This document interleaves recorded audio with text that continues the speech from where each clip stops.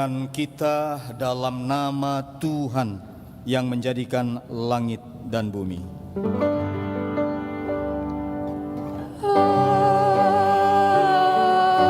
Amin. Namun aku hidup, tetapi bukan lagi aku sendiri yang hidup, melainkan Kristus yang hidup di dalam aku. Hidup yang sekarang aku hidupi secara jasmani adalah hidup oleh iman dalam Anak Allah yang telah mengasihi aku dan menyerahkan dirinya untuk aku. Galatia 2 ayat 20, inilah nas pembimbing kita. Haleluya, Kristus sudah bangkit. Benar, Kristus sudah bangkit. Haleluya. Anugerah dan damai sejahtera menyertai kamu Dan menyertaimu.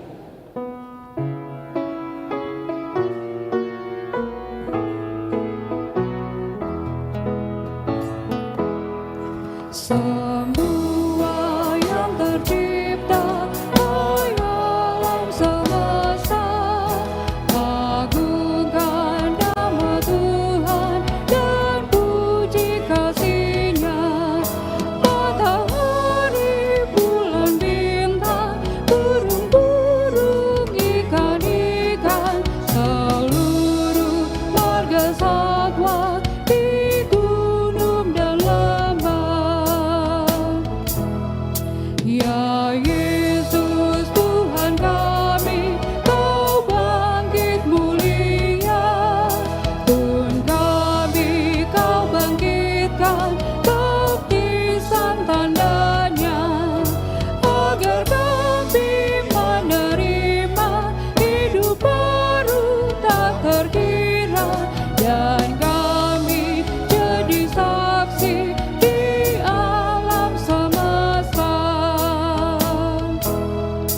Semua yang tercipta, hai alam semesta, agungkan nama Tuhan dan puji kasih-Nya.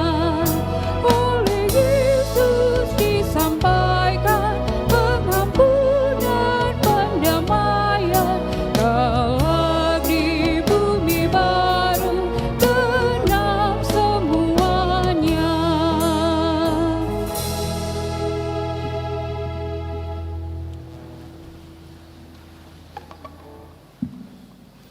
Marilah dengan kerendahan hati, rasa sesal dan malu, kita datang membawa pengakuan kita akan realitas hidup kita dan mohon pengasihan Allah. Apakah keagungan Allah masih tercermin melalui alam semesta yang dirusak oleh manusia? Apakah kita sebagai umat yang telah ditebus oleh-Nya sungguh-sungguh telah menjadi saksi kebangkitan Kristus atas alam di sekitar kita? Marilah kita melihat pada realitas di sekitar kita seraya mengaku dosa dan kegagalan kita di hadapan Allah, Sang kehidupan.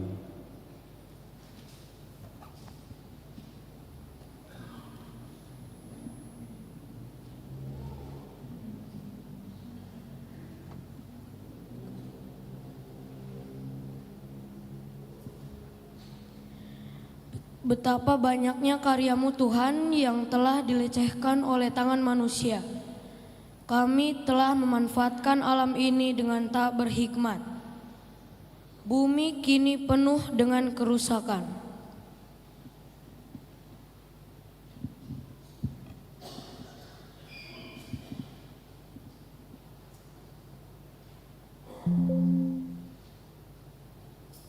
Lihatlah, laut itu kini kotor dan penuh sampah.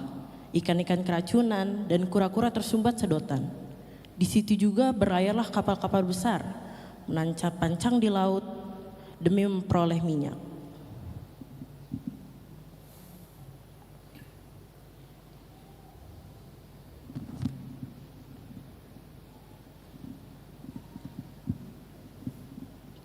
Lihatlah, kala semua makhluk menanti makanan darimu, kami justru membuang dan menyia-nyiakannya. Demi gengsi, kami menjadi konsumtif dan hedonis. Sementara sebagian dari kami telah mati menahan lapar.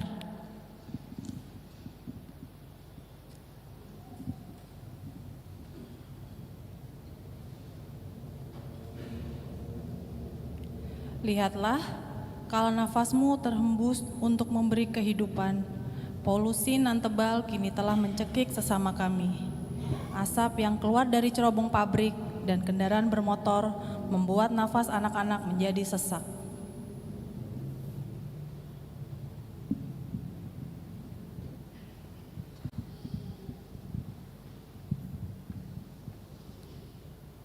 Lihatlah, bumi gemetar menahan sakit, karena alat-alat berat berhasil mengebor tubuhnya sampai ke dalam. Gunung dan bukit mengeluarkan asap, karena pembukaan lahan yang serakah dan tak bertanggung jawab.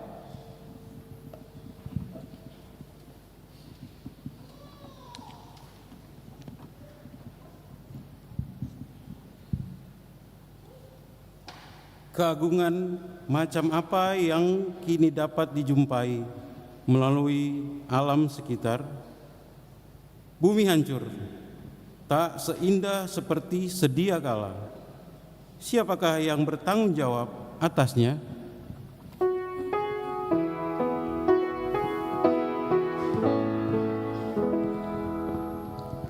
Tuhan kasihani kami, Kristus kasihani kami, Tuhan kasihani kami.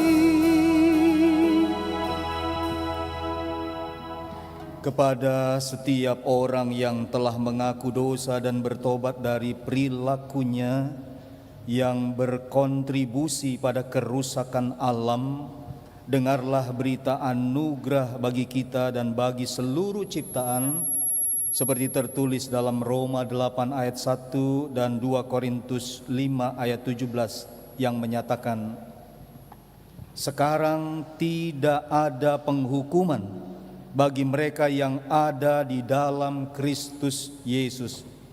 Jadi siapa yang ada di dalam Kristus, ia adalah ciptaan baru. Yang lama sudah berlalu, sesungguhnya yang baru sudah datang. Berdasarkan firman Tuhan ini, sebagai pelayan Yesus Kristus, kami memberitakan bahwa pengampunan dosa dan pendamaian Allah bagi seluruh ciptaan telah berlaku di dalam nama Bapa dan Anak dan Roh Kudus. Syukur kepada Tuhan.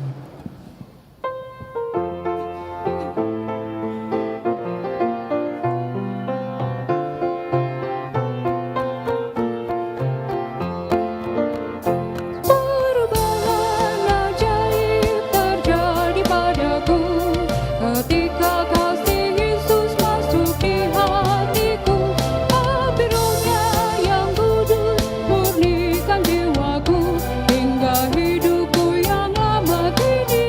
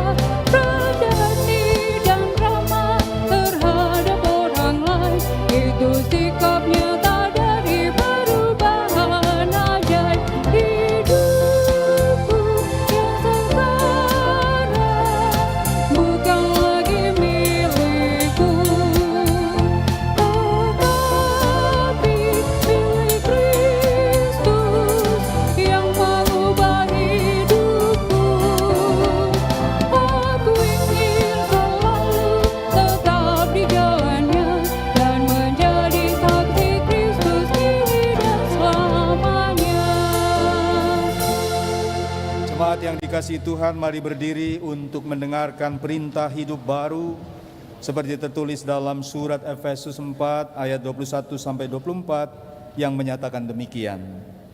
Karena kamu telah mendengar tentang Dia dan menerima pengajaran di dalam Dia menurut kebenaran yang nyata dalam Yesus, yaitu bahwa kamu berhubung dengan kehidupan kamu yang dahulu harus menanggalkan manusia lama yang menemui kebinasaannya oleh nafsunya yang menyesatkan, supaya kamu dibaharui di dalam roh dan pikiranmu dan mengenakan manusia baru yang telah diciptakan menurut kehendak Allah di dalam kebenaran dan kekudusan yang sesungguhnya.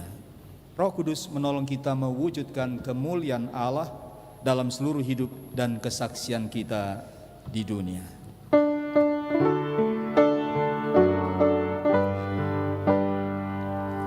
Kemuliaan bagi Allah di tempat yang maha tinggi, dan damai sejahtera di bumi di antara manusia yang berkenan kepadanya. Tuhan Allah, Raja surga, Allah Bapa Maha Kuasa, Engkaulah yang layak kami puji, menyembah sambil bersyukur demi kemuliaan-Mu. Anak domba, juru selamat, Putra Allah Maha Kuasa, Engkau yang menghapus dosa dunia, kasihanilah kami, dengarlah doa kami. Hanya Kau yang maha suci, hanya Kau yang maha tinggi, ya Yesus Mesias Tuhan kami, beserta dengan Roh Kudus di kemuliaan Bapa-Mu.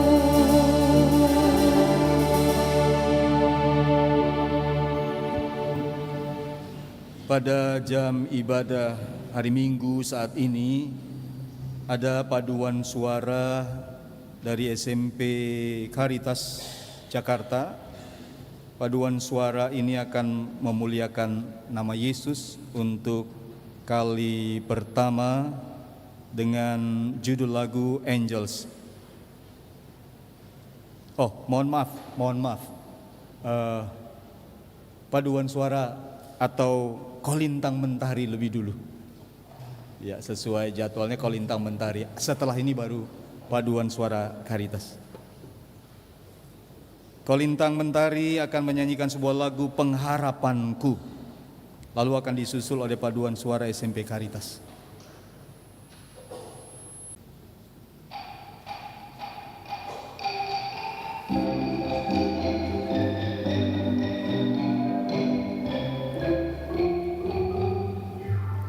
Pengharapanku hanya Yesus saja, yang mati atas Golgota.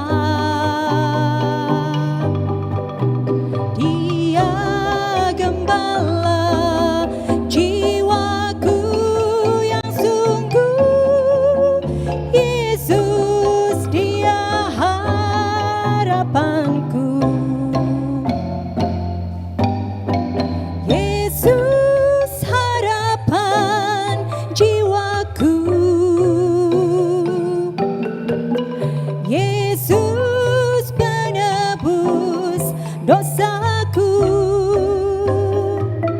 Dia pohon selamat dan kemenanganku, Yesus Dia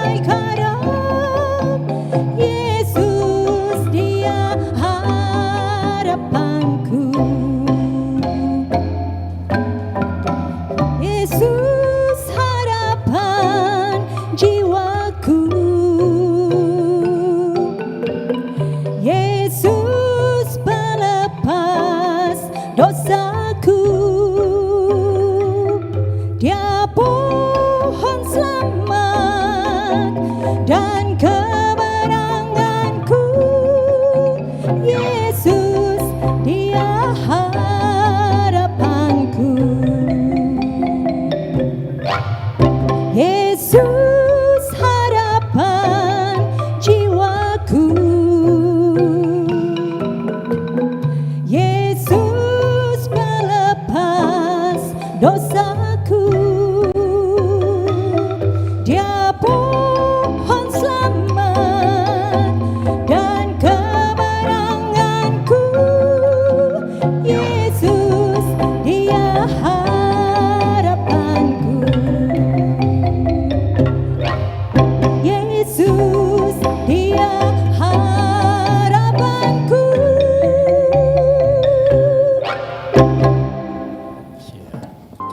For you're always near to me in my joy and my sorrow.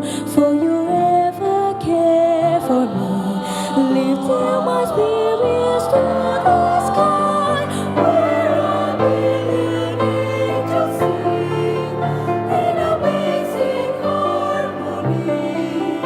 And the words of love they bring to a never-ending story. A million voices sing to the wonder of the Lord. So my heart beneath your word. You are my guardians, angel of mine.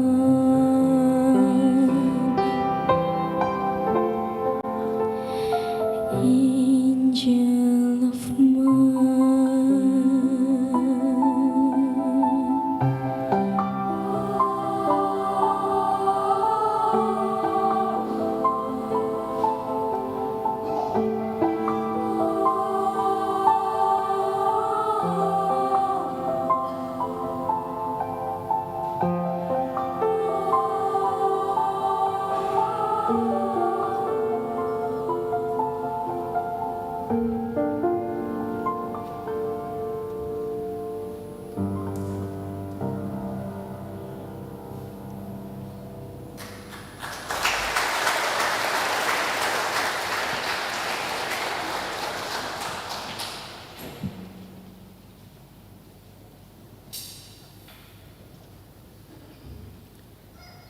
Sekarang Bapak Ibu, Saudara, kita menyiapkan bagian Alkitab yang hari ini di seluruh gereja Protestan di Indonesia bagian Barat. Bacaan Alkitabnya adalah Galatia pasal 2 ayat 15 sampai dengan 21. Mari saudara-saudaraku, Bapak Ibu dan anak-anak, baik yang di rumah yang mengikuti melalui kanal YouTube dan juga melalui ibadah luring atau tatap muka saat ini di gereja, kita membuka Galatia pasal 2 ayat 15 sampai dengan 21. Lalu kalau kita sudah menemukannya, biarkanlah Alkitab kita terbuka dan mari kita mohon tuntunan, bimbingan Roh Tuhan, Roh Kudus menyertai kita dalam pembacaan dan pemberitaan firman-Nya. Marilah kita berdoa. Ya Allah, bentangkanlah firman-Mu untuk membirukan cakrawala kehidupan. Ya Kristus, tumbuhkanlah perkataan-Mu untuk menghijaukan hati yang gersang. Ya Roh Kudus, alirkanlah sabda-Mu untuk menyegarkan kami yang Kau cipta. Amin. Jemaat yang dikasihi Tuhan, mari berdiri untuk mendengarkan firman Tuhan yang dibacakan dari Alkitab. Haleluya.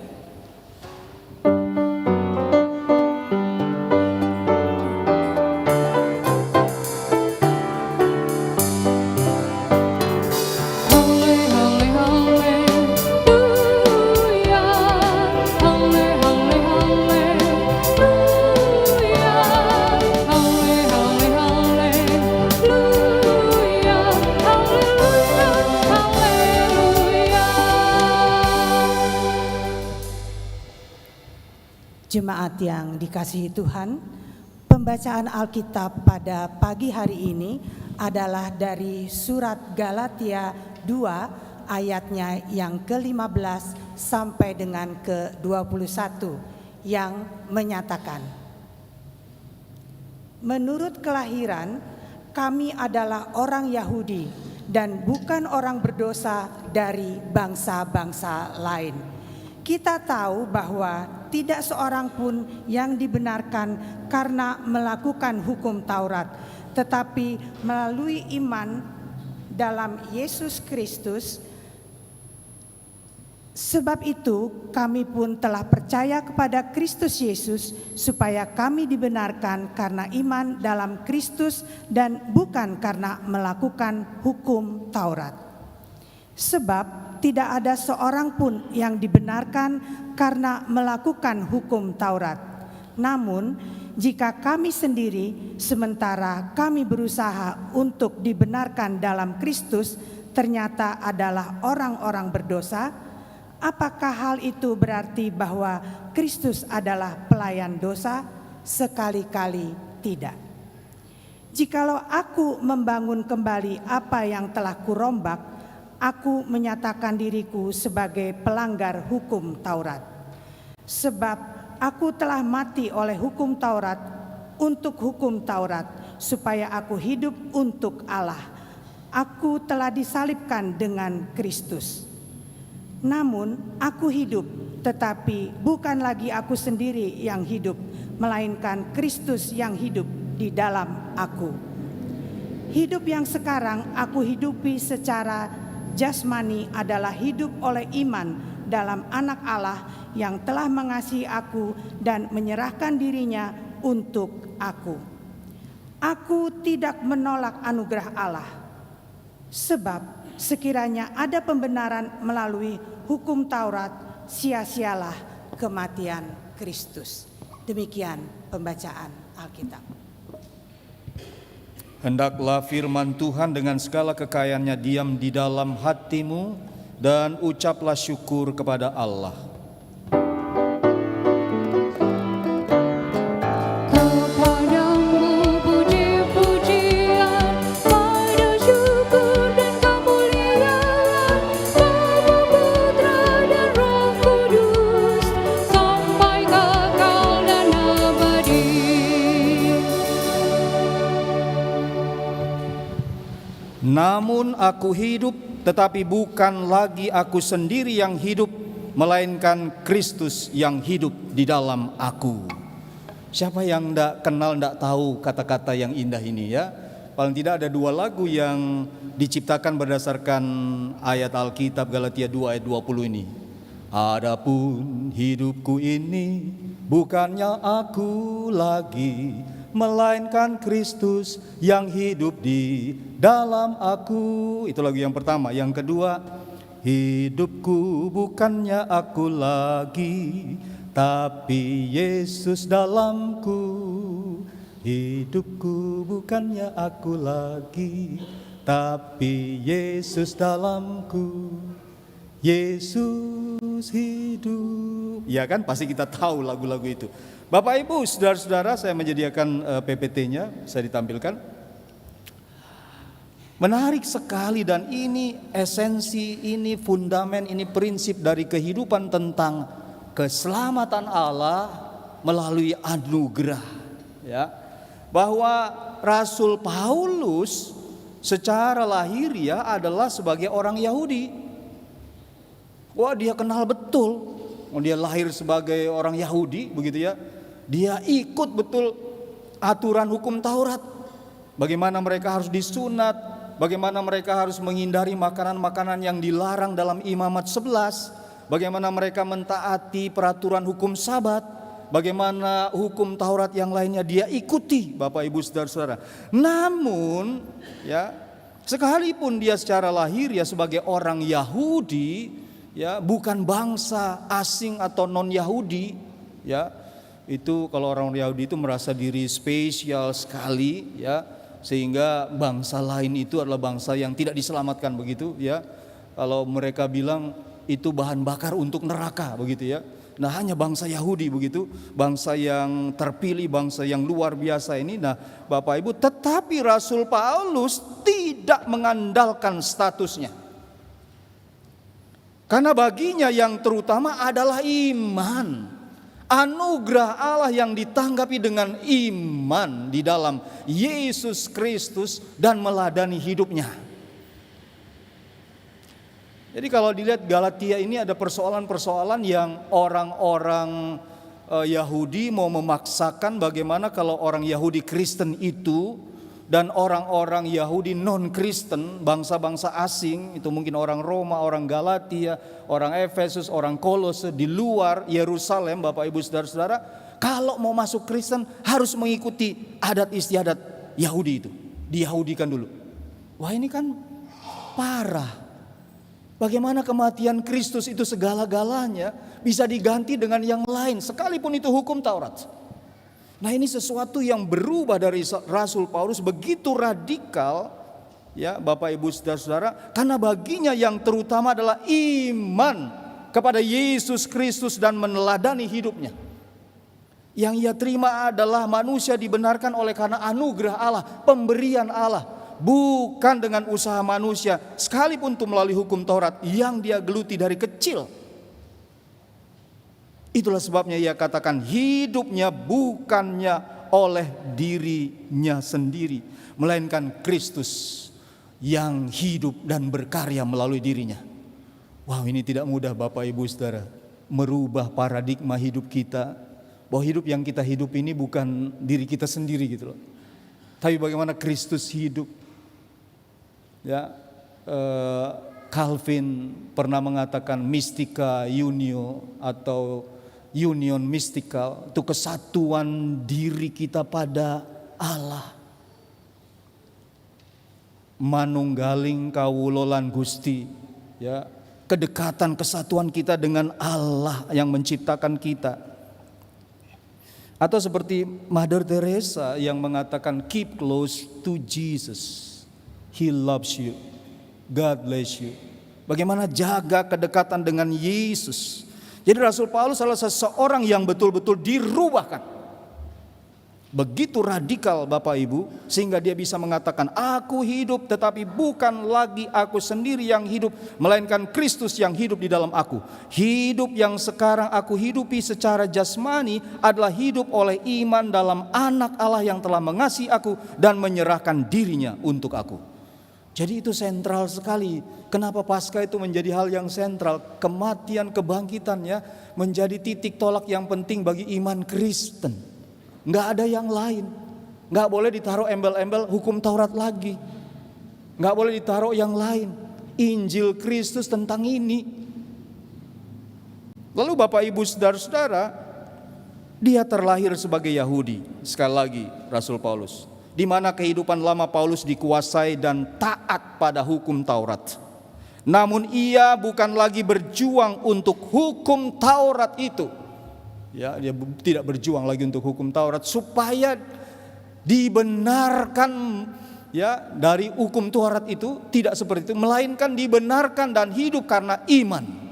Ia meninggalkan semua hukum Taurat dengan peraturan itu dan hidup baru, yaitu Kristus hidup di dalam dia. Sekali lagi saya katakan bahwa mudahkah ini? Supaya kita tahu bahwa jalur keselamatan biasanya ada dua. Jalur keselamatan karena iman dalam anugerah Allah, sola gratia, sola fide, sola scriptura, ya. Para reformator gereja menyampaikan itu. Kita diselamatkan karena gratia, itu anugerah, oleh iman, sola fide, oleh Bible, kitab suci firman Allah, sola scriptura, dan hanya di dalam Yesus Kristus bagi kemuliaan Allah. Nah, ini penting sekali. Jadi tidak bisa digantikan dengan yang lain atau juga disandingkan dengan yang lain. Tidak bisa. Makanya ayat 21 itu mau mengatakan itu Bapak Ibu. Aku tidak menolak anugerah Allah, sebab sekiranya ada pembenaran melalui hukum Taurat, sia-sialah kematian Kristus. Yes, kematian Kristus itu segala-galanya yang membuat kita dianugerahkan. Dua jalur keselamatan. jalur karena iman di dalam anugerah Allah, atau jalur keselamatan karena hukum Taurat. Jalur anugerah Allah itu berarti dari Allah. Sedangkan jalur hukum Taurat berarti dari manusia, usaha manusia. Saya sering memberi ilustrasi begini.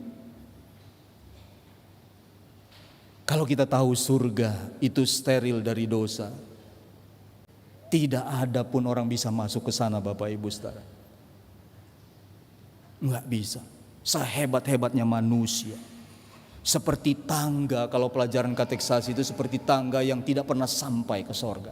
Atau seperti gunung, Allah itu maha kudus, kita enggak kudus. Kita manusia terbatas. Tidak akan mungkin bisa sampai ke yang maha kudus itu. Tapi puji Tuhan, dalam kekristenan yang maha kudus itu mau membenarkan kita. Jadi sekali lagi 0,01% kita manusia dengan usaha kita tidak akan bisa mencapai keselamatan. Karena kita enggak kudus. Karena kita terbatas. Kita banyak kelemahan, banyak kekurangan. Dan dosa bisa menguasai lagi. Sehingga kalau dalam pelajaran katekisasi ada orang yang mau mencari Tuhan naik gunung begitu ya. Naik gunung, ya paling Allah bilang Anda tidak kudus, stop di sini. 0,01% aja dosanya mungkin ya tidak akan bisa masuk surga dalam kekudusan. Kecuali, nah ini Kristen, kecuali yang punya surga itu turun menjemput kita, membersihkan kita, menguduskan kita. Ini yang dikatakan membenarkan kita. Yes, ini iman Kristen. Selamatan karena anugerah. Mari nikmati ini. Rasul Paulus pun meninggalkan itu. Tidak ada sampingan lain termasuk hukum Taurat itu enggak boleh. Hanya anugerah Allah itu yang menyelamatkan. Saya mengutip Eka Dharma Putra. Eka Dharma Putra menyampaikan anugerah Allah tidak membuat si penerima pasif, statis atau apatis. Sebaliknya ia menjadi dinamis, tidak bisa diam dan tidak mau diam, laksana mata air yang terus-menerus memancar, penuh vitalitas dan dinamika. Yes. Karena Eka Dharma Putra sempat menyebut kayaknya orang yang terima gratis itu jadi loyo-loyo. Waduh, senang banget semuanya terima gratis, anugerah keselamatan gratis. Apakah begitu? Enggak. Ya. Kayak letoy atau apa ya, kehidupan orang ya sudah, kita kan terima pokoknya.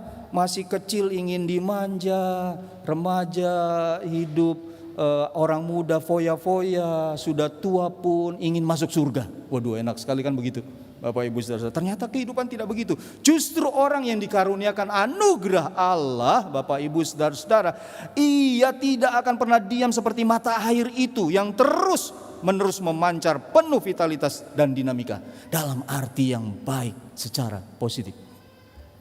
William Barclay juga menyebutkan begini, perbuatan atau karya kita betapapun baiknya tidak dapat mendatangkan keselamatan. Sebaliknya tentu keliru apabila keselamatan yang kita peroleh itu tidak mendatangkan perbuatan-perbuatan baik. Yes. Jadi kalau kita sudah diselamatkan, apa action kita? Apa yang kita lakukan? Apa yang kita buat? Apa yang kita bisa rencanakan dengan baik. Terutama pada hari bumi, GPIB memperingati hari bumi hari ini sebenarnya tepatnya jatuh pada tanggal 22 April ya. Kristus yang hidup di dalamku berarti ya mengupayakan kelestarian bumi dan lingkungan hidup. Saya mengikuti sejak Paus Fransiskus wafat, meninggal dunia. Saya ikuti sampai pemakamannya, saya lihat.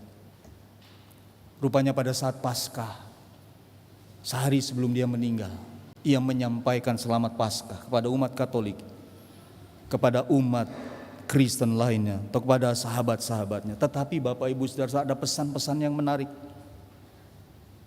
Ternyata walaupun sudah diberitahu oleh firman Allah, sudah diingatkan manusia di dunia tetap saja menuju kehancuran. Kerusakan lingkungan di mana-mana. Sepertinya manusia tidak peduli lagi dengan bumi ini, dengan alam ini, tempat kita tinggal. Diserukan perdamaian tapi perang di mana-mana. Waduh, inilah manusia. Bahkan kerjasama dengan imam besar Masjid Istiqlal itu menandatangani kalau bisa bagaimana lewat jalur agama ini sekarang kelestarian lingkungan alam itu sungguh-sungguh diterapkan dan ada pelatihan-pelatihannya. Karena manusia, masa bodoh Bapak Ibu, manusia meninggalkan upaya-upaya yang baik. Saya juga mengutip dari PGI ketika saya hadir sidang raya PGI di Nias. Ada 4 kalau mau bicara tentang Indonesia. 4 konteks itu, pertama adalah kemiskinan, ketidakadilan, radikalisme, dan yang keempat kerusakan lingkungan. Ini PGI, Persekutuan Gereja-Gereja di Indonesia. Banyak pakar, banyak ahli sudah menyampaikannya. Kita mengalami ini sebagai satu rumah dengan penduduk dunia. Sebab itu ketika hari bumi ini diperingati, apa yang bisa kita ambil dari makna ini? Kalau Kristus hidup di dalamku, aku mau melakukan apa? Paling tidak bagi diriku sendiri, bagi keluargaku, bagi masyarakatku, bagi jemaatku, bagi komunitasku, di sekolah, di kantor, bagaimana mengupayakan ini?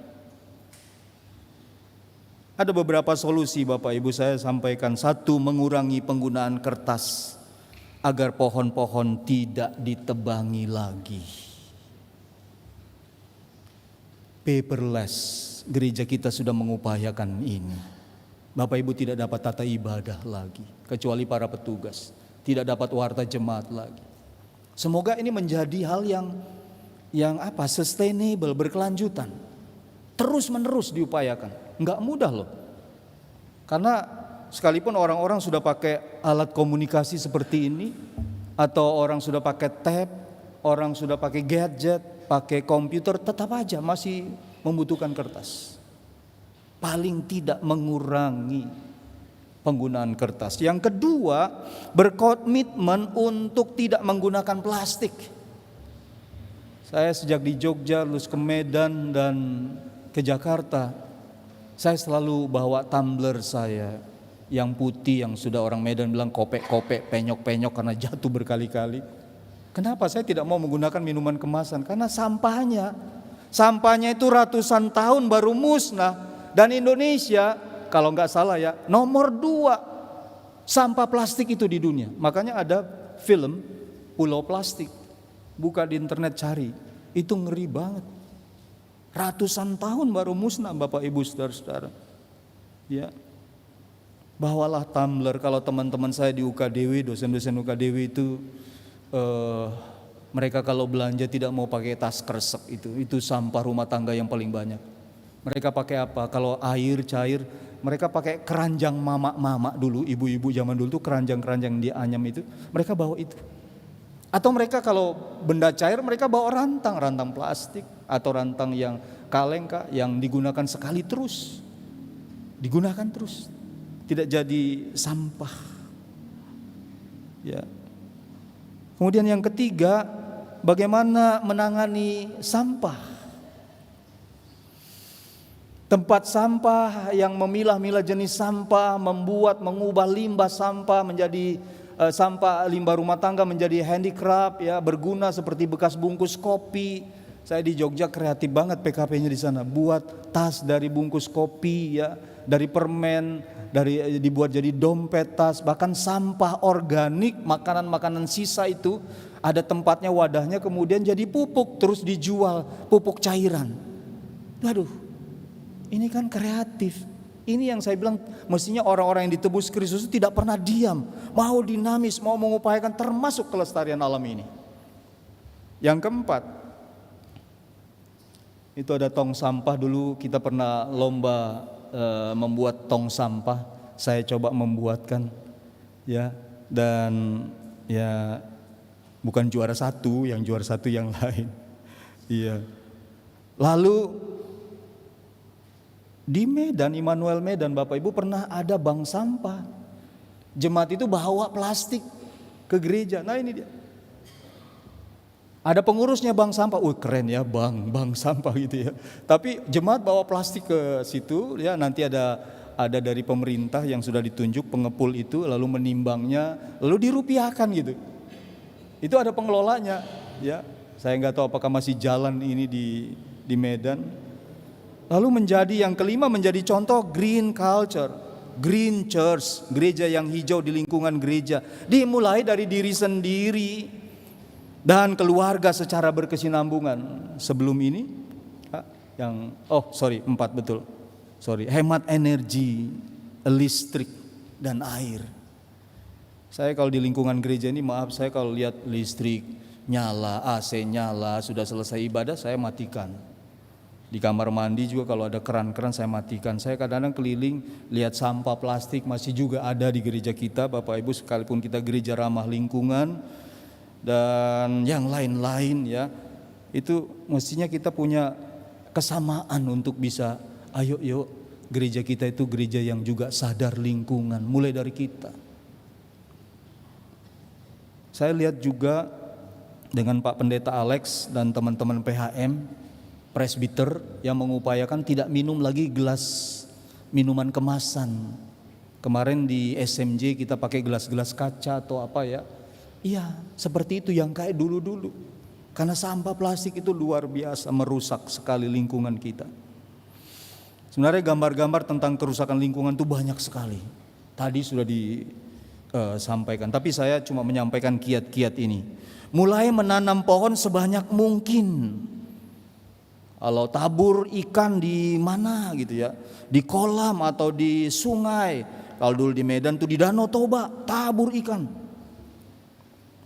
Lalu di Jogja pernah buat biopori. Pemerintah menyiapkan biopori itu semacam bor tanah ya, itu 1,5 meter tiap rumah tangga, supaya ada peresapan air di halaman rumah dan gereja. Itu juga membantu. Bahkan resapan itu yang dilubangi setinggi 1 meter itu bisa ditaruh daun-daunan atau makanan ya, sampah organik itu jadi pupuk. Buat lomba tulisan lingkungan hidup. Wah, ini dia.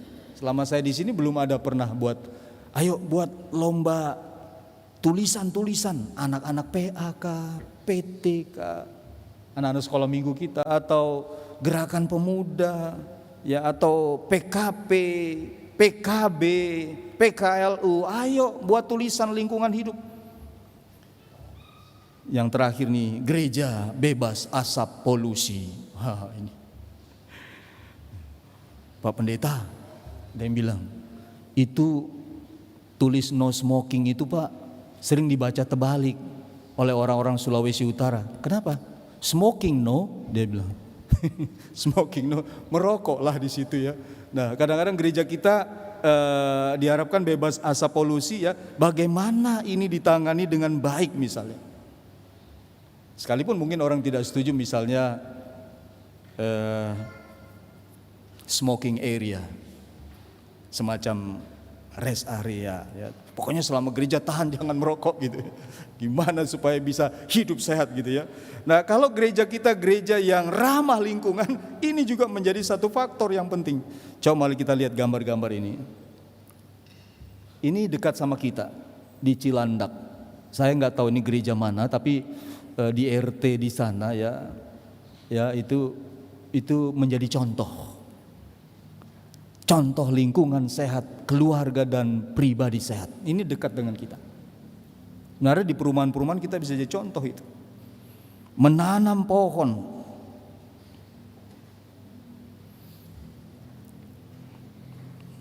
Saya suka tanaman. Saya coba di pastori saya buat seperti ini. Tapi jangan dikira anggreknya masih ada, anggreknya pasti sudah layu sekarang. Nanti cari anggrek lagi. Iya. Atau ketika di Gereja Immanuel Medan, saya dengan teman-teman di sana cari bibit cemara. Ini cemara ini tidak ada di mana-mana. Ini cemara hanya ada di Danau Toba. Lalu ada 12 pohon yang kita tanam di seputar Gereja Immanuel. Ini tahun 2015. Dan saat saya kembali ke sana 2018 saya foto, sudah segede ini dia. Bagaimana sekarang gitu ya. Jadi ini orang bilang cemara Batak. Ini cemara yang ada di Danau Toba. Nggak ada di tempat lain katanya begitu. Dan cemaranya memang lain, saya nggak pernah lihat di taman-taman kita. Cemaranya agak lain. Lalu pada 2017 kesempatan ada konsultasi teologi 2017 menanam pohon. Ini ada fungsionaris majelis sinode, ada BP Mupel, ada jemaat. Ayo kita tanam pohon. Lalu yang menarik adalah dengan aktivis lingkungan hidup yang dapat Kalpataru, itu Marandus Sirait, itu anak-anak di sana, remaja, anak-anak, ayo kita tabur ikan, ya, tabur ikan, ayo kita menanam. Ini sisi Danau Toba yang kering, yang tidak ditanami. Lalu Marandus Sirait itu yang dapat Kalpataru itu menunjuk tempat itu. Lalu dia katakan, Pak, saya hampir kembalikan Kalpatarunya. Loh, kenapa? Karena kesadaran kita untuk lingkungan hidup itu kurang. Kadang-kadang saya juga menghadapi pejabat-pejabat. Lebih baik saya kembalikan aja ini. Lalu kita teman-teman yang di lingkungan hidup bilang, janganlah, biarlah itu jadi tanda bahwa Anda aktivis lingkungan hidup. Marandus Sirait. Yang keenam, gereja mengawasi kebijakan-kebijakan nasional untuk mengurangi kerusakan ekologi dan bukan menambahinya. Ayo mulai dari kita, jangan kita menambahi dimanapun, sekecil apapun. Kalau para presbiternya sudah bawa tumbler, pengurus unit-unit misioner sudah bawa tumbler, ayo jemaat juga, ayo jangan bawa minuman kemasan. Karena sampahnya itu yang ratusan tahun baru musnah. Yang ketujuh, mengubah mentalitas menguasai alam dan bermitra dengan alam. Para teolog sekarang banyak sekali pakai Mazmur 104 ini Bapak Ibu sebagai sesuatu yang penting. Kenapa? Karena kalau di Mazmur 8 di situ dikatakan mahkota ciptaan itu kita manusia. Lalu di Kejadian pasal 1 ya ayat 26, 27, 28 itu ya itu pernah dikritik oleh seorang sejarawan ya dari USA tahun 70-an, Lynn White. Dia katakan ayat ini membawa andil kerusakan alam. Karena ayat ini, penuhilah dan taklukkanlah bumi, berkuasalah. Sekalipun tidak ditafsirkan seperti itu, dia melihatnya secara letter-let seperti itu. Taklukkan bumi, kuasailah. Para teolog menyampaikan enggak seperti itu, karena itu mandat yang diberikan Tuhan Allah kepada Adam dan Hawa untuk melestarikan alam ini, dan harus pakai ayat Alkitab yang lain. Tapi di Mazmur 104 itu menarik sekali. Kalau Bapak Ibu baca Mazmur 104, itu posisi manusia sama ciptaan lainnya sama. Kalau di Mazmur 8 mahkota ciptaan, oh manusia paling hebat. Di sini taklukkan, berkuasailah. Tapi di Mazmur 104 itu kita setara dengan ciptaan yang lain. Buktinya apa? Kita sama-sama mati. Iya kan? Ciptaan lain mati, manusia mati. Kita bukan pencipta gitu. Kita sama-sama ciptaan. Mestinya kita bermitra dengan alam, bermitra dengan lingkungan hidup, bermitra dengan bumi ini. Sayangi mereka, hewan, tumbuhan, rawat untuk kelestarian itu, ya. Sehingga Lynn White itu mengkritisi gereja bertanggung jawab katanya karena kerusakan alam, karena ayat Alkitab itu. Tapi yang kedelapan Bapak Ibu Saudara, semua ini bukan formalitas saja. Kalau khotbah hari ini juga hari bumi ya, Kita lihat bagaimana kita digaungkan lagi tentang kelestarian alam, jaga pelihara bumi, hari bumi, ada air, ada api, ada tanah, ya, ada keindahan alam yang kalau boleh dinyanyikan dengan lagu itu Wonderful World itu ya, luar biasa lagu itu ya. Bagaimana manusia bisa bermitra dengan alam itu ya. Nah, yang penting bagaimana ini berkesinambungan gitu loh. Berkesinambungan, sustainable, terus menerus digaungkan mulai dari kita, dari keluarga kita. Ayo supaya bumi ini tidak rusak. Apa yang dikatakan Yesus dalam Markus 16 ayat 15 Bapak Ibu? Beritakanlah Injil kepada segala makhluk. Siapa itu makhluk? Itu bukan cuma manusia. Itu juga Bapak Ibu, saudara-saudara dan saya, makhluk manusia. Tapi itu juga adalah hewan-hewan. Itu juga adalah tumbuhan. Itu juga adalah alam. Kenapa ayat ini, teks ini mengatakan beritakan Injil kepada segala makhluk? Beritakan kabar baik, berita sukacita itu, good news itu, Injil itu kepada semua makhluk, manusia, hewan, tumbuhan, semesta alam ini. Atau dengan kata lain, lestarikanlah alam ini. Saya mengutip kata-kata dari Neil Armstrong dan Edwin Aldrin ketika tiba dari bulan. Ini dua orang Kristen yang berbeda sama Yuri Gagarin yang kosmonot. Kalau di Rusia itu dikatakan dia kosmonot, kalau di Amerika astronot. Nah, dua astronot yang Kristen ini beda sekali dengan Yuri Gagarin yang orang Rusia. Yuri Gagarin bilang begini, saya sudah mengitari orbit bumi. Saya sudah keluar angkasa, tapi saya tidak pernah menemukan yang namanya Tuhan. Ya, ateis Bapak Ibu ya. Tidak, teis dari kata theos, Allah ya, tidak percaya kepada Allah. Ya, orang-orang bilang gampang aja. Mr. Yuri, gampang mau ketemu Tuhan, tabrakkan aja pesawatmu, ketemu Tuhan pasti, mati gitu ya. Tapi Neil Armstrong dan Edwin Aldrin, dua astronot Kristen ini ketika tiba di bumi, dia mengagungkan Tuhan. Luar biasa Tuhan itu, ciptaannya luar biasa. Dia bersyukur kepada Tuhan karena ciptaan Tuhan itu. Bapak Ibu, saudara-saudara, mari kita menghadirkan Kristus dalam hidup kita, dalam karya-karya kita, dalam hidup kita, dalam keluarga kita, dengan ingat lingkungan hidup manusia, tentunya lingkungan hidup yang lebih luas alam semesta ini. Mari lestarikan itu. Dan saya mengatakan selamat hari bumi, selamat hari Minggu. Tuhan Yesus memberkati kita. Amin.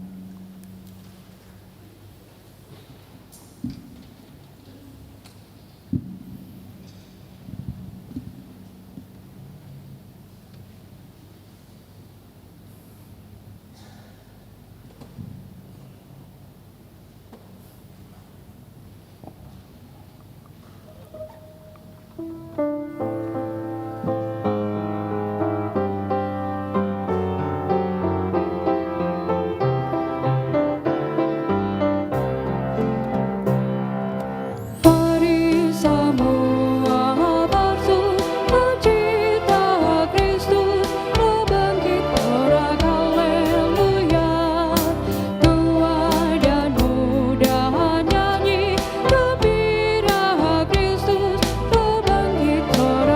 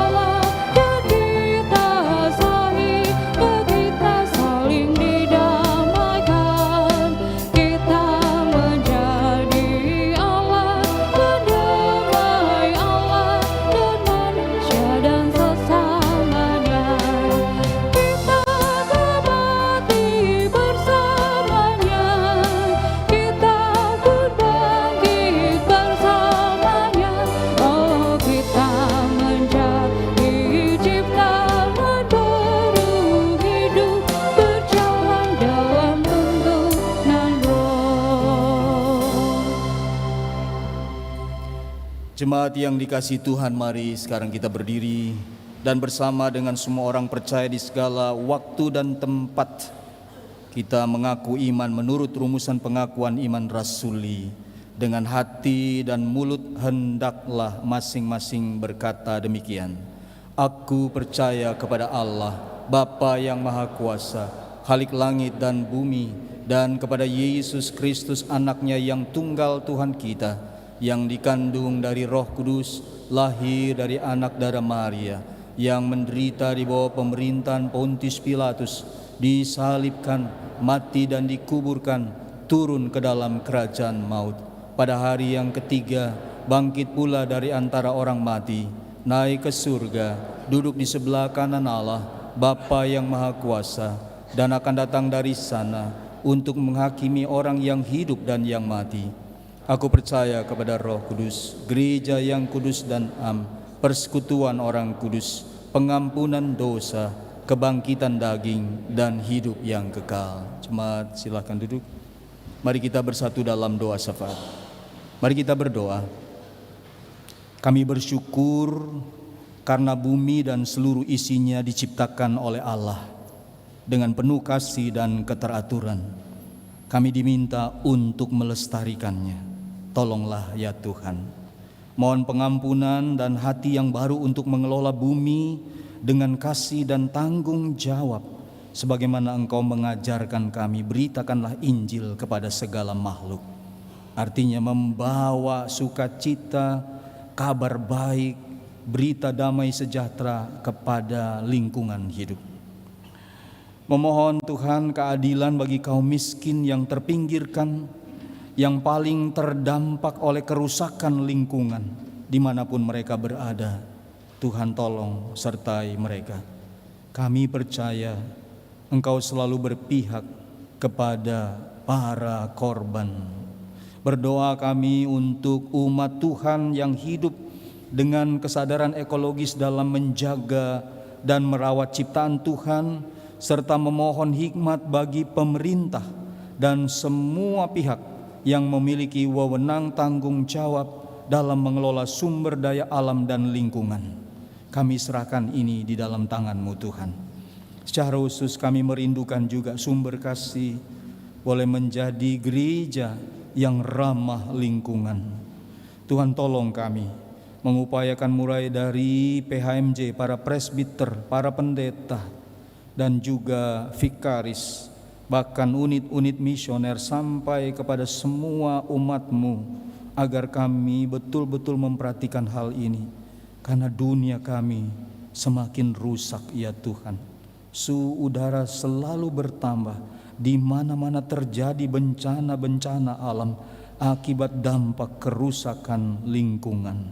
Kami juga mengawasi global warming, pemanasan global menjadi hal yang penting untuk kami perhatikan, bahwa kami hidup dalam satu rumah bumi, rumah dunia yang Engkau ciptakan ini ya Tuhan.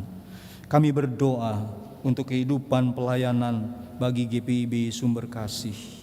Engkau berkati ya Tuhan, mulai dari Bapak Ketua Majelis Jemaat sampai semua pendeta dan semua presbiter, diakan, penatua, termasuk yang melayani bersama dengan hamba-Mu pagi hari ini. Juga pengurus-pengurus unit misioner sampai kepada para petugas di gereja ini, para tenaga cleaning service, security, pegawai di kantor gereja, di dapur. Engkau juga menyertai supaya kami merawat bersama lingkungan di mana kami hidup dan tinggal, bahkan melayani. Biar ini jadi contoh bagi umat-Mu, dan dari sini umat-Mu juga membawa keluar bahwa kehidupan yang seperti ini yang dikehendaki Allah, bahwa Kristus hidup di dalam kami untuk kami melaksanakan firman-Mu. Kami berdoa bagi saudara-saudara kami yang sakit. Tuhan menolong mereka. Farel Tobias, Penatua Tony Parmita Subrana, Ibu Sumaryono, Ibu Paula Umbas, Ibu Waya Langkai, Diakan Ana Bernsmar Paung, Bapak Weni Paat, Oma Mari Singal, Saudari Debbie Suharto, Ibu Soraya Kansil, Ibu Sofi dan Bapak Sugiarto, Ibu Meli Burnama, Oma Ros Pandanwangi, Bapak Victor Weno, Ibu Sondang Hutayan Boru Pangharibuan, dan saudara-saudara kami lainnya yang tidak kami sebut satu persatu. Mungkin mereka terbaring di rumah sakit atau terbaring di rumah-rumah. Oh Tuhan, tolong pakai para dokter, juru rawat, obat-obatan, peralatan medik yang digunakan. Biarlah diberkati Tuhan menjadi alat kesembuhan di tangan Tuhan. Berkati keluarga-keluarga yang melayani anggota keluarga yang sakit. Biarlah mereka melihat kasih Kristus di balik pelayanan itu. Tuhan mengajarkan kami untuk saling melayani. Warga jemaat yang berhari ulang tahun kelahiran, ulang tahun perkawinan, berkatilah ya Tuhan, baik sepanjang seminggu ke depan maupun sepanjang bulan April ini. Diberkati Tuhan mereka yang bergantung hanya pada Tuhan, karena usia kami ada dalam genggaman tangan Tuhan. Kami serahkan seluruh kehidupan kami dalam tangan-Mu. Di tengah bahaya-bahaya, bencana-bencana alam, situasi peperangan dunia, kami berdoa Tuhan, Engkau menolong bagi pemerintah-pemerintah untuk menjadi pendamai di dunia. Engkau juga berpihak pada korban-korban bencana-bencana alam yang terjadi di mana-mana. Kami serahkan ini dalam tangan Tuhan. Inilah kami ya Tuhan, semua kami yang beribadah kepadamu, baik para presbiter, para pemusik, pemandu pujian, operator multimedia, operator sound system, paduan suara SMP Caritas, juga kolintang mentari, bahkan kami semua sampai karyawan di kantor gereja yang mempersiapkan ibadah-ibadah kami. Berkatilah ya Tuhan. Inilah persembahan kami dalam ibadah kami. Ya Tuhan, dalam pengasihan-Mu kami mohon. Peliharalah kami dalam kasih Yesus Kristus Tuhan dan Juru Selamat yang telah mengajar kami berdoa. Bapa kami yang di surga, dikuduskanlah nama-Mu, datanglah kerajaan-Mu, jadilah kehendak-Mu di bumi seperti di surga. Berikanlah kami pada hari ini makanan kami yang secukupnya, dan ampunilah kesalahan kami, seperti kami juga mengampuni orang yang bersalah kepada kami. Dan janganlah membawa kami ke dalam pencobaan, tetapi lepaskanlah kami dari yang jahat.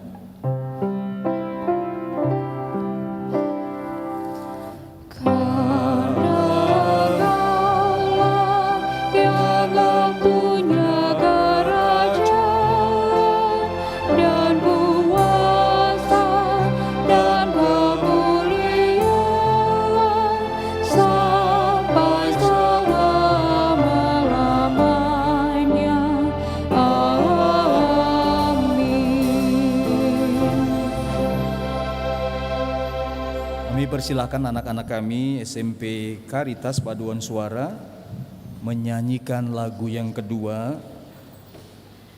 Puji Tuhan Allahmu.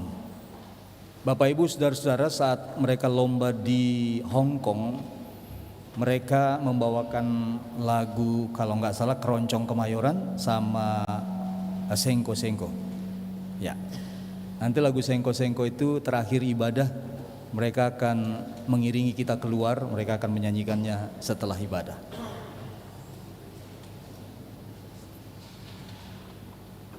Lagu ini judulnya Puji Tuhan Allahmu.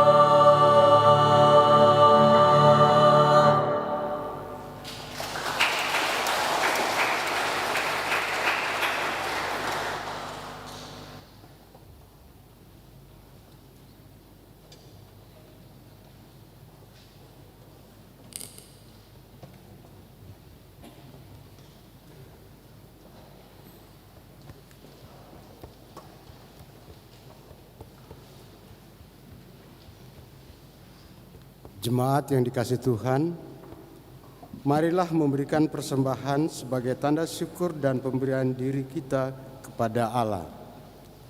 Dengarlah nats Alkitab Mazmur 118 ayat pertama yang menyatakan, "Bersyukurlah kepada Tuhan sebab Ia baik, sesungguhnya untuk selama-lamanya kasih setianya." Jemaat disilakan memberikan persembahan persepuluhan dan persembahan syukur melalui kotak yang tersedia di depan atau dapat ditransfer ke rekening GPIB Sumber Kasih. Setelah jemaat selesai memberikan persembahan persepuluhan dan persembahan syukur, presbiter yang bertugas akan mengedarkan kantong persembahan. Tuhan memberkati saudara dan persembahan saudara.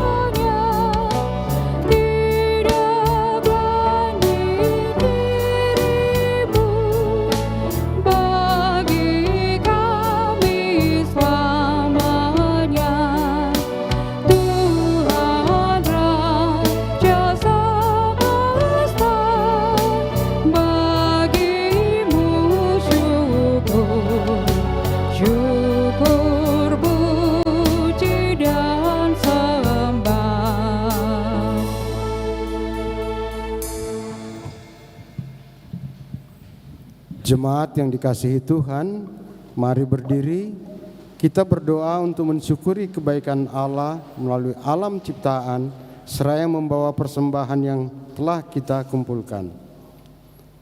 Kami bersyukur ya Allah untuk tanah yang menjadi tempat kami berpijak.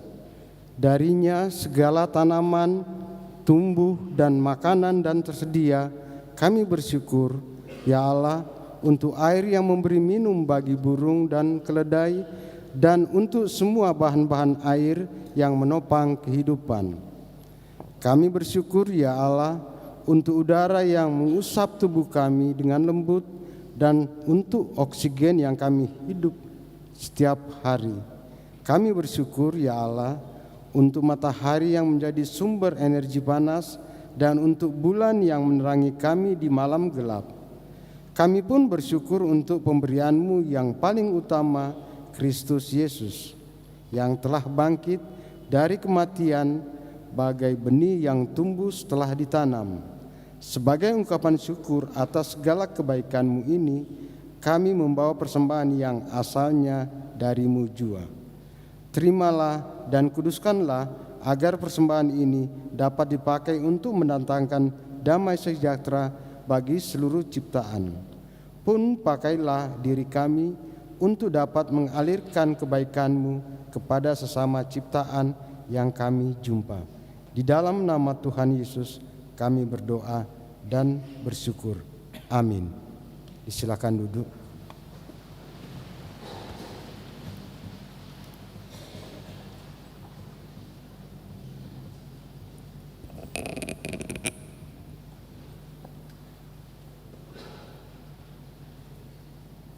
Jemaat yang kami kasihi, sebagai wujud panggilan dan pengutusan, kami sampaikan penegasan warta jemaat sebagai berikut. Ucapan terima kasih. Majelis Jemaat atas nama GPIB Jemaat Sumber Kasih mengucapkan terima kasih kepada Paduan Suara SMP Karitas Jakarta atas pelayanan pujian dalam ibadah ini. Tuhan Yesus memberkati adik-adik sekalian. Selanjutnya, Paduan Suara SMP Karitas Jakarta mengadakan penggalangan dana untuk mendukung kegiatannya. Mohon partisipasi Ibu, Bapak, dan Saudara sekalian melalui amplop yang telah dibagikan. Ibadah tematis. Dalam rangka hari ulang tahun ke-43 GPIB Jemaat Sumber Kasih tanggal 20 Mei 2025, selama bulan Mei 2025 dilaksanakan ibadah tematis pada ibadah hari Minggu pukul 9 WIB. Kita saksikan tayangan berikut.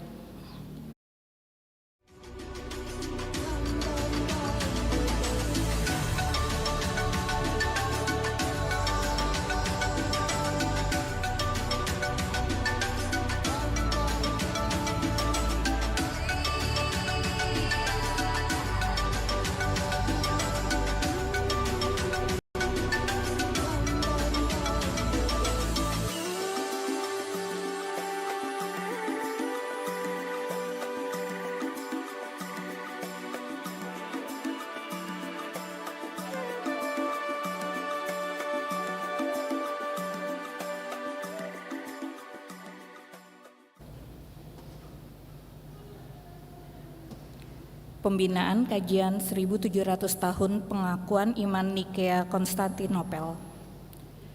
Komisi Teologi dan Persidangan Gerejawi bersama Komisi PPSDI PPK GPIB Jemaat Sumber Kasih mengundang seluruh presbiter dan pengurus unit misioner mengikuti pembinaan Membangun Iman Sejati kajian 1700 tahun pengakuan iman Nikea Konstantinopel pada hari Sabtu 10 Mei 2025 pukul 9 sampai 12 WIB, bertempat di ruang ibadah GPIB Jemaat Sumber Kasih. Narabina, Pendeta Profesor Yoas Adi Prasetya, THD. Moderator, Pendeta Alexius Letlora, DTH. Donor darah. Komisi Germasa bekerja sama dengan unit pengelola darah RSUP Fatmawati akan melaksanakan aksi donor darah pada hari Minggu 11 Mei 2025 pukul 8.30 sampai 11.30 WIB bertempat di ruang Serbaguna 2 GPIB Jemaat Sumberkasih. Peserta yang mempunyai kartu donor darah PMI dapat dibawa saat mendonorkan darah. Tersedia juga booth kesehatan Prodia. Ibu, bapak, dan saudara, mari berpartisipasi dalam aksi donor darah demi membantu dan menyelamatkan sesama. Informasi lebih lanjut dapat menghubungi Cornelia pada nomor yang tertera pada layar. Berita duka cita.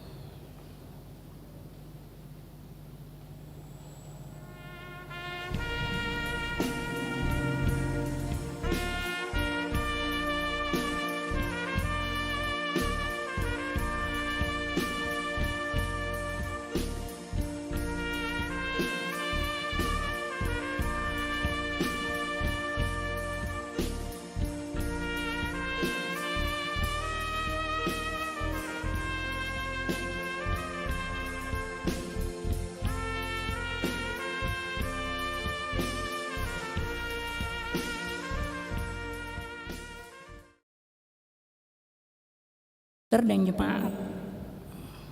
Presbiter dan jemaat menyampaikan rasa simpati yang dalam serta mendoakan kiranya Tuhan sumber kehidupan senantiasa mengaruniakan kekuatan dan penghiburan kepada keluarga yang ditinggalkan. Demikian kami sampaikan. Terima kasih, Tuhan Yesus memberkati. Selanjutnya kita ikuti pesan Majelis Sinode GPIB memperingati Hari Bumi 2025.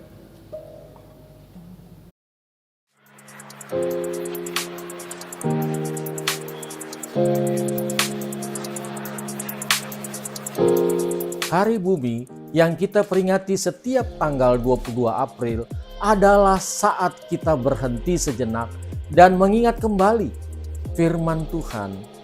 Milik Tuhanlah bumi serta segala isinya. Mazmur 24 pada ayat yang pertama. Bumi bukan sekedar tempat tinggal, ia adalah anugerah yang dipercayakan Tuhan kepada kita umat-Nya. Namun kenyataannya bumi ini sedang terluka. Udara, tanah, dan air menanggung akibat dari cara hidup manusia yang tergesa-gesa dan tidak bijak. Kita semua dalam skala kecil maupun besar telah mengambil bagian, tapi kita juga bisa mengambil tanggung jawab. Sebagai gereja, GPIB percaya iman sejati tidak hanya terlihat di altar, tetapi juga di kantor, di pasar, di ladang, di sungai, di hutan, di kebun, dan situs bumi lainnya. Merawat ciptaan bukan sekedar kepedulian lingkungan, itu adalah panggilan. Wujud kasih, ketaatan, dan pengakuan bahwa kita adalah saudara alam, penjaga alam, pengelola alam yang adalah milik Allah. Mari jaga sumber air yang memberi kehidupan. Lindungi hutan dan gunung yang sudah diwariskan leluhur kita dengan kearifan yang ada. Di kota maupun di desa, di pesisir maupun pegunungan, kita mempunyai warisan dan tanggung jawab yang sama untuk mengelola sampah, menanam pohon, mengurangi jejak karbon, memulihkan tanah dan air. Itu semuanya adalah ibadah yang nyata. Hari Bumi ini, GPIB menyatakan, kami memilih menjadi gereja yang tidak tinggal diam. Kami mau merawat bumi sebagai bentuk kasih kepada Tuhan dan sesama. Karena bumi adalah anugerah. Mari kita jaga bersama dalam iman, dalam kasih, demi kehidupan yang berkelanjutan di planet bumi. Rumah kita bersama.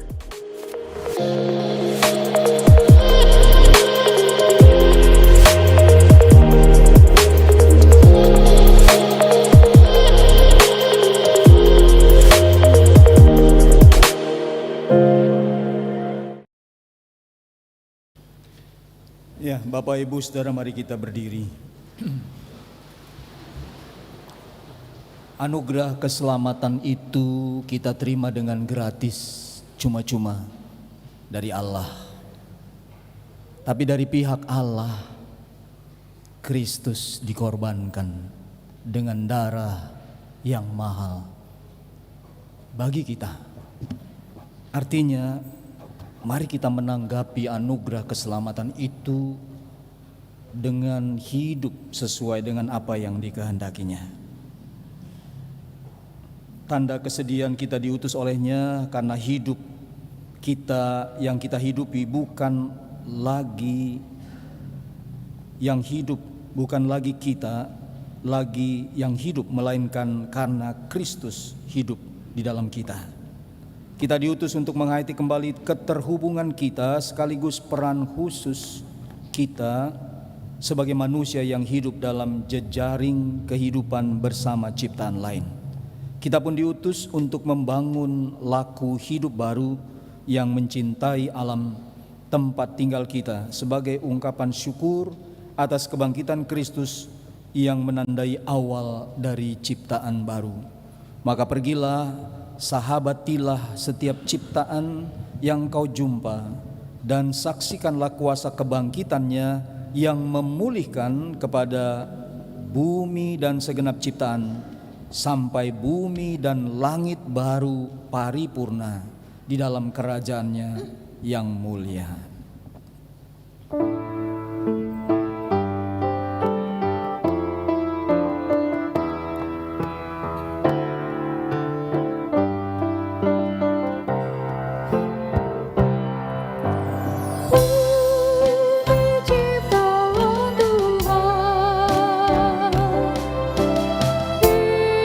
Indah pada mulanya,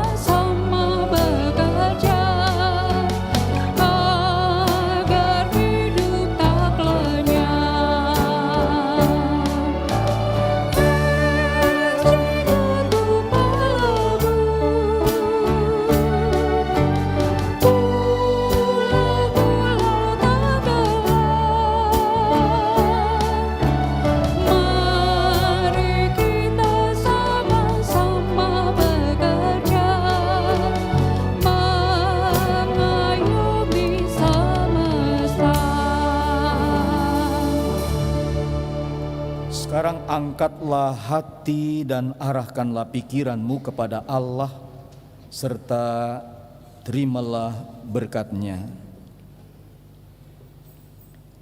Damai sejahtera, keadilan, pemulihan Allah Trinitas nyata atas hidupmu dan melalui kesediaanmu untuk menjalani kehidupan baru di dalam Kristus yang turut serta dalam karya pemulihan alam ciptaan yang dikerjakan Roh Kudus hingga bumi dan langit yang baru genap di dalam kerajaannya yang kekal.